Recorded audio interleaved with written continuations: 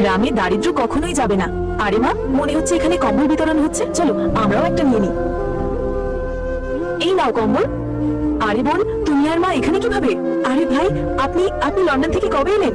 আরে আমি তো এইমাত্র এসেছি। আমি ভাবলাম গ্রামে গরিবই আছে, ওদের জন্য কিছু কম্বল নিয়ে আসি, কিন্তু তোমরা দুজন এখানে কিভাবে? আরে ভাই, কি বলবো আপনার যাওয়ার পর, এক তো কোনো কাজকর্ম হয় না, আপনি তো ঘরে বসে ফ্রি রুটি খাচ্ছেন। এখান থেকে বেরিয়ে যান। আরে ভাই, তোমরা মাকে বাড়ি থেকে কেন বের করে দিচ্ছ? কেন বের করবো? একটাও কাজ করে না, শুধু ফ্রি রুটি খায়। আরে ভাই, বড় ভাই থাকলে তো উনিও খাওয়াতেন। এখন বড় ভাই এই বাড়িতে নেই, আর তুমিও এখানে থাকবে না। তোরও যদি এর সাথে যেতে ইচ্ছে হয়, তুইও চলে যা। এর ফল তোমাদের অবশ্যই পেতে হবে। চলো মা। ওদের এত সাহস কিভাবে হয়? চল, এখন তো আমি এসে গেছি না, আমি ওদের দেখাচ্ছি। চলো মা, আপনি গাড়িতে উঠুন।